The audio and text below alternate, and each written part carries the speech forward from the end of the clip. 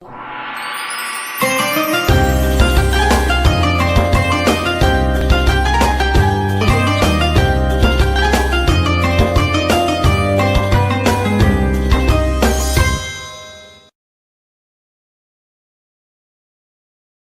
गौसे पाक, महबूब सुबहानी, किंदील नौरानी, शाहबाज लामकानी, शेख सैयद अब्दुल कादिर जेलानी। किसी ने पूछा था हुजूर गौसे आजम से कि आपकी वलायत किस तरह की है, तो आपने अपनी एड़ी की तरफ इशारा करके फरमाया, जब तक मेरा कदम न लगे अल्लाह किसी को विलायत देता ही नहीं। तो मेरी विलायत की बात करते हो, मैं जब तक मोहर न लगाऊं अल्लाह किसी को वली बनाता। शेख सादी बोल पड़े, कहने लगे, गौसे आजम दरमियाने औलिया, चू मोहम्मद दरमियाने अंबिया। हुजूर गौसे आजम रदी अल्लाह ताला अन्हु का वलियों में वही मकाम है जो नबी पाक का नबियों में मकाम है। इमामुल औलिया, सरताजुल औलिया हुजूर गौसे पाक रदी अल्लाह ताला अन्हु। हुजूर गौसे आजम रदी अल्लाह ताला अन्हु फरमाते, मैं तकरीर नहीं करता था, तालीम मुकम्मल कर ली, बात नहीं करता था। मैं कहता था मैं कैसे लोगों के सामने वाज करूं। कहते मुझे ख्वाब में मुस्तफ़ा करीम का दीदार नसीब हुआ। महबूब ने फरमाया, अब्दुल कादिर बात क्यों नहीं करते? मैंने कहा, हुजूर ये अरबी लोग हैं, फसीह व बलीग है, हर आदमी बात समझता है, तो मैं किस तरह इतने मजमे में बोलूंगा, बड़ा मुश्किल काम है। हर आदमी की ज़हनी सतह के मुताबिक कैसे बात करूंगा? कहते मुस्तफ़ा करीम ने फरमाया, मुंह तो खोलो जरा। कहते मैंने मुंह खोला तो हुजूर ने 7 दफा लुआबे दहन मेरे मुंह में डाल दिया। फरमाया, अब तू बोलते जाना और मेरी बरकतें तेरी मदद करती जाएंगी। आप फरमाते हैं, अगली शाम में सोया तो मौला अली शेर खुदा भी आ गए, तो फरमाने लगे, अब्दुल कादिर मुंह खोल ना बेटा, तो तू मेरा भी है। कहते मैंने मुंह खोला तो हजरत अली ने 6 दफा लुआबे दहन डाला। तो मैंने कहा, हुजूर आपने 6 दफा डाला है? तो ख्वाब में हजरत अली फरमाते हैं, कहते बेटे मैं नबी पाक के बराबर तो नहीं ना हो सकता, मैं नबी पाक के बराबर, हुजूर ने 7 दफा डाला है तो 6 दफा इसलिए डाला कि मैं हुजूर के बराबर। सहाबा तो ख्वाब में भी आके कहते हैं हम नबी के बराबर नहीं, तू कैसे नबी के बराबर बन गया? वो तो ख्वाब में भी आके कहते हैं कि हम हुजूर के बराबर है, तू जिंदगी में दावे करता फिरता है। हुजूर गौसे आजम फरमाते हैं, बस फिर छोटी सी मस्जिद, और उसमें मैंने तकरीर शुरू की। मैं अकेला ही चला था जानिबे मंजिल, मगर फिर लोग मिलते ही गए, फिर कारवां बनता गया। फरमाते हैं छोटी सी मस्जिद, फिर मस्जिद बड़ी हुई, फिर मजमा बढ़ गया। फरमाते हैं फिर जामे मस्जिद, फिर मजमा वहां भी कम पड़ गया, फिर बगदाद की ईदगाह वो भी भर गई, तो सहरा में जाके खैमे लग गए। कहते हैं तकरीर होती तो हजारों का मजमा, हजारों का। मुल्ला अली कारी कहते हैं गौसे आजम के इज्तिमा में 70 हजार लोग शरीक होते थे। हजारों उलमा कागज कलम लेके बैठे होते थे कि गौस पाक जो बातें बयान करेंगे, तफसीरी नुक्ते हमने नोट करने। और हुजूर गौसे आजम को अल्लाह ने ये कमाल दिया था, कमाल, ये आपकी करामत थी कि बगैर स्पीकर के बोलते थे। जैसी समझ पहले वाले को आती थी वैसी आखिरी वाले को आया करती थी। आज ना करामत की बात आती है तो बंदे छुपने लग जाते हैं, कहते हैं नहीं नहीं ये नहीं हो सकता, बड़ा मुदाफाना सा अमल, बड़ा शर्मिंदा सा ला बोला है दादी। वो गौस पाक एक दिन एक साहब करामत बयान कर रहे थे तो बड़े झिझक के हुजूर गौसे आजम, मैंने कहा तू बैठ मुझे बयान करने दे, तू डर रहा है, करामत से डर रहा है, मुझे बयान करने दे, मैं बयान करता हूं, मुझे बयान करने दे। मुल्ला अली कारी अलैहि रहमा ने लिखा है, दीगर बहुत सारे लोगों ने लिखा है, गौसे आजम खुतबा दे रहे थे, तकरीर कर रहे थे, अचानक हाथ आगे बढ़ाया तो यहां तक हाथ भीग गया गौसे आजम का। हाँ खोल के देखे, खोल के बात कर रहा हूं, हाथ यहां तक भीग गया। मुरीद कहते हमने पूछा हुजूर पानी भी कोई नहीं, हाथ भीग गया। मैं चुप करके सबक पढ़ो, शगिर्दों को पढ़ा रहे, चुप करके सबक पढ़ो। थोड़ी देर गुजरी, चंद घंटे तो एक काफिला आ गया, सारे लोग पानी में भीगे हुए हैं। हुजूर गौसे आजम के सामने खड़े हुए, कहा हुजूर आपने बड़ी करम नवाजी फरमाई, बड़ी करम नवाजी। वो शागिर्द कहने लगे हुआ क्या? तो वो लोग कहने लगे कश्ती में बैठे थे तो कश्ती डूबने लगी।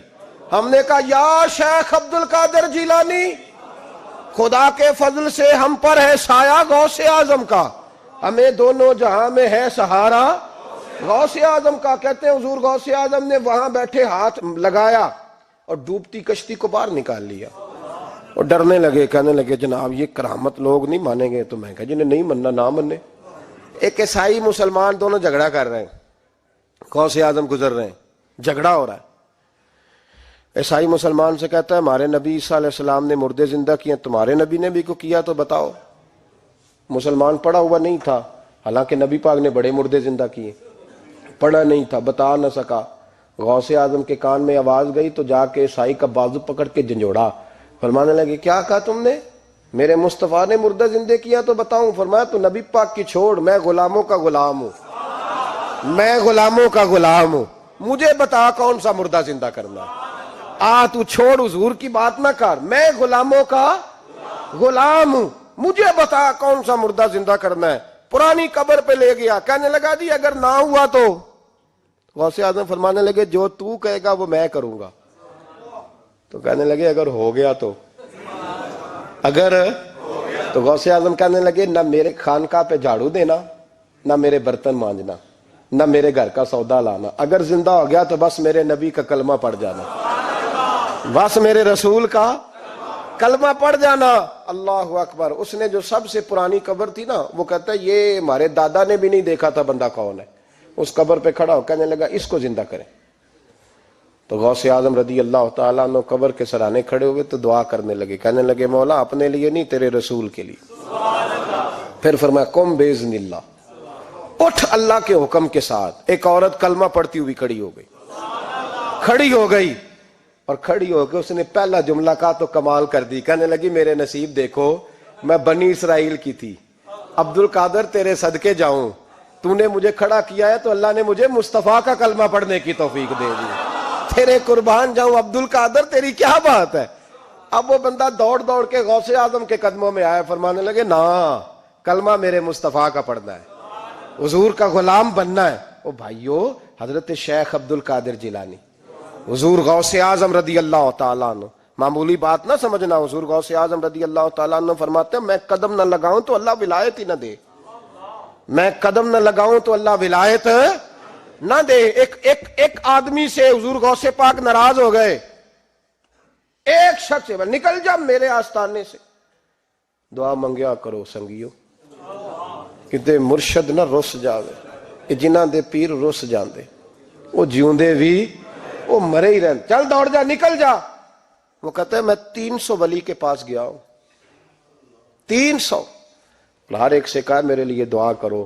تو وہ کہنے لگے جسے عبد القادر دھتکار دے اس کو کوئی سینے سے لگا سکتا, چل واپس چلا جا. آ کے قدموں میں بیٹھ گیا, کہنے لگا سونے معاف کر دے. فرمانے لگے تو نے دیر کر دیا, میں تو کب سے معاف کیے بیٹھا ہوں, تو نے دیر کی آنے میں, میں تو رسول اللہ کا غلام ہوں, اور حضور نے معاف کرنا سکھایا ہے.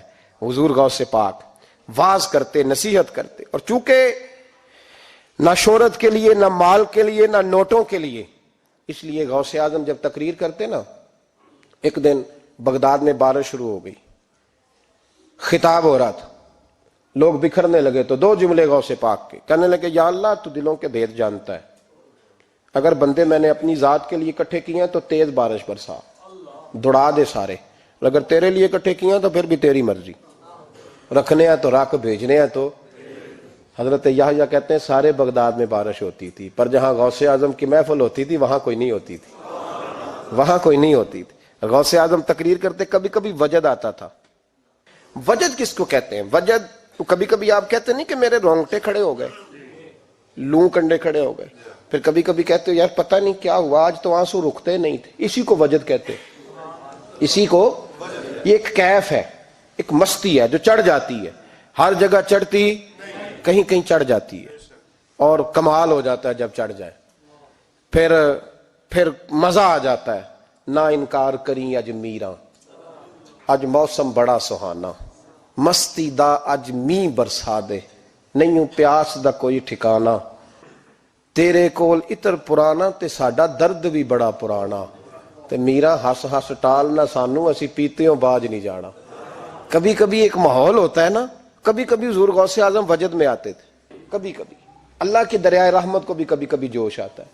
اور میرے حبیب فرماتے ہیں وہ پہلے آسمان پر نزول جلال کرتا ہے جو اس کی شان کے لائق, اور فرماتا ہے بندو مانگ لو جو مانگو گے میں دے دوں گا. میرے محبوب کے دریائے رحمت کو بھی جوش آتا تھا. حضور فرماتے تھے آج پوچھو جس نے جو پوچھنا ہے پوچھو. حضور فرمایا کرتے تھے. ایک دن حضرت ربیہ بن کعب سامنے کھڑے ہیں تو میں سال یا ربیہ, ربیہ جو دل کرتا ہے مانگ لے, تیرا نبی تجھے دے دے گا. کبھی کبھی دریائے کرم جوش میں, تو غوث اعظم کو کبھی کبھی جوش آتا تھا. ایک دن تقریر کرتے کرتے کرتے کرتے جذبات میں آ گئے, جوش میں. یوں نظر اٹھائی تو حضرت خضر گزر رہے تھے اوپر سے, اور جوش جذبات میں فرمانے لگے, او بنی اسرائیل کے ولی ذرا نیچے تو اتر, ذرا محمد عربی کے غلام کی بھی چند باتیں سن کے جا. آج تجھے سناؤں رسول اللہ کے غلام کس طرح کے ہوتے ہیں. حال میں وجد میں کیف میں تھوڑی دیر گزری تو تڑپنے لگے. مجمع پہ سکوت تاری, لوگ سمجھ نہیں رہے ہو کیا رہا. ایک آپ کے خلیفہ تھے حضرت علی بن ہیتی, وہ دیوار کے ساتھ ٹیک لگا کے سو رہے تھے. سارا مجمع دم بخود ہے, یہ کیا ہونے لگا. غوث پاک اٹھے, تقریر وہیں رہ گئی. علی بن ہیتی کے پاس جا کے یوں ہاتھ باندھ کے کھڑے ہو گئے اور دیر تک نبی پاک پہ درود پڑھتے رہے. ان کی آنکھ کھلی تو وہ بھی روئے, غوث اعظم بھی روئے. دعا ہو گئی, جلسہ ختم. غوث پاک سے تو پوچھنے کی طاقت ہی نہیں تھی نا کسی کی, ان سے کون پوچھے. لوگ حضرت علی کے پاس, حضرت علی بھی نہیں تھی رحمت اللہ علیہ. حضور یہ کیا ہوا, ہمیں سمجھ نہیں آئی. آپ فرمانے لگے تمہیں کیا بتاؤں, تم کسی معمولی پیر کے ماننے والے نہیں ہو. میں آج غوث اعظم کی محفل میں بیٹھے بیٹھے ہی مدینے پہنچ گیا ہوں اور مجھے رسول اللہ کے جلوے نظر آنے لگے ہیں. پر میرے شیخ کا کمال دیکھو, جو میں خواب میں دیکھ رہا تھا عبد القادر ظاہری آنکھوں سے نظر فرما رہے ہیں, ظاہری آنکھوں سے, عالم وجد میں, کیف میں, سرور میں. اور جب غوث اعظم تقریر کرتے تھے نا تو 50 آدمی اس کونے سے کھڑے ہوتے تھے, کہتے تھے حضور ساری زندگی گناہ کیے ہیں, اب توبہ کرتے ہیں, اب دوبارہ گناہ نہیں کریں گے. اس کونے سے 15 کھڑے ہوتے تھے, حضور ڈاکے ڈالے ہیں ساری عمر, اب توبہ. آپ کی بات نے دل بدل دیا ہے, اللہ نے توفیق ہدایت دے دی. ادھر سے 10 کھڑے ہوتے, حضور سود کا دھندا, چوری کا دھندا, آج کے بعد توبہ. ایک بزرگ تھے حضرت یحییٰ بن نجا ان کا نام تھا. وہ کہتے ہیں میں نے سوچا روز بندے توبہ کرتے ہیں, آج میں گنوں نہ کہ ایک محفل میں کتنے کرتے ہیں, آج گنوں نہ. اب تو کاؤنٹنگ کے مختلف ذرائع ہیں نا, کیلکولیٹر ہے, باقی چیزیں.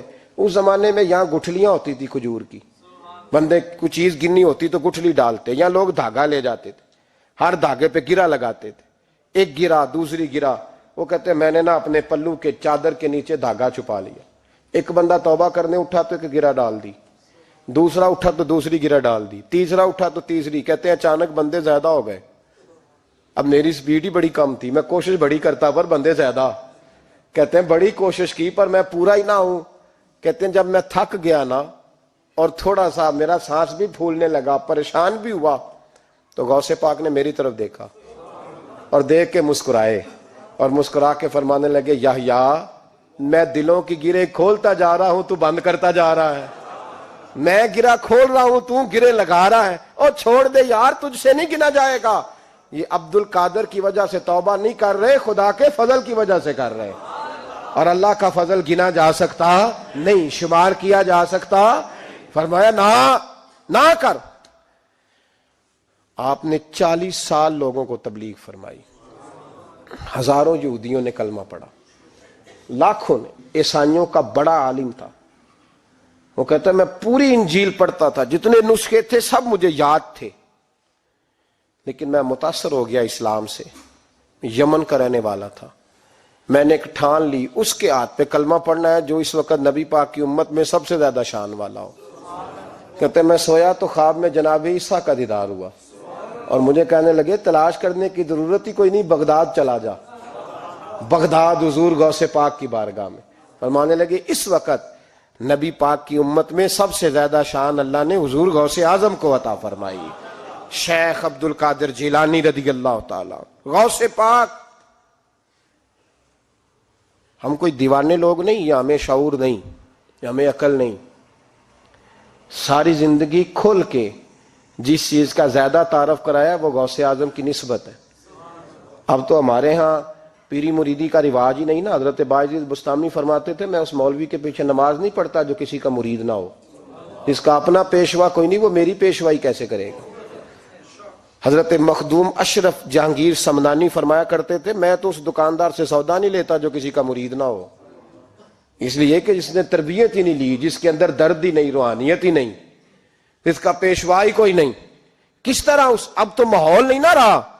لیکن یاد رکھو یہ نسبت اتنی تگڑی ہے، اتنی تگڑی کہ ہمارے صوفیاء نے ساری زندگی غوث اعظم کا غلام کہلانے میں فخر محسوس کیا ہے۔ کیا رشتہ داری تھی اعلیٰ حضرت بریلوی کی ان سے، کیا تعلق تھا پیر میر علی شاہ صاحب کا ان کے، کیا ان کا، لیکن ان لوگوں نے ساری زندگی کھل کے غوث اعظم کے تذکرے کیے۔ کیوں؟ غوث اعظم نے 40 سال عشاء میں وضو کیا اور فجر تک اللہ کی عبادت کی۔ فرماتے ہیں میرے مالک نے کہا عبد القادر کچھ مانگ لے، نہ اپنے لیے مانگا نہ اولاد کے لیے۔ کہنے لگے مولا قیامت تک جو میرا نام لے نا اسے بغیر توبہ کے مرنے نہ دینا، مرنے لگے تو توبہ کی توفیق دے دینا۔ فرماتے ہیں میرے مالک نے وعدہ کیا ہے جو میرا ماننے والا ہوگا بغیر توبہ کے نہیں مرے گا۔ اور حضور غوث پاک رضی اللہ تعالیٰ عنہ فرماتے ہیں میں تو قیامت میں بھی اتنی دیر جنت میں نہیں جاؤں گا جب تک سارے مرید نہ ساتھ چلے جائیں، میں نے جانا نہیں، کھڑا ہو جاؤں گا، عرض کروں گا مولا بھیج۔ میں نے کہا یہاں بھی لوگ ڈر جاتے ہیں، یہ کیسے ہو سکتا ہے؟ اور بھائی پڑھو نا مشکاہ شریف، میرے نبی پاک علیہ السلام نے فرمایا ایک بندے نے ایک اللہ کے بندے کو پانی پلایا تھا، قیامت کے دن اللہ اس کی برکت سے اس گناہگار کو جنت عطا کر دے گا۔ اور حضور نے فرمایا بخاری میں المرء مع من احبا، جو جس سے محبت کرے گا قیامت میں اسی کے ساتھ اٹھایا جائے گا۔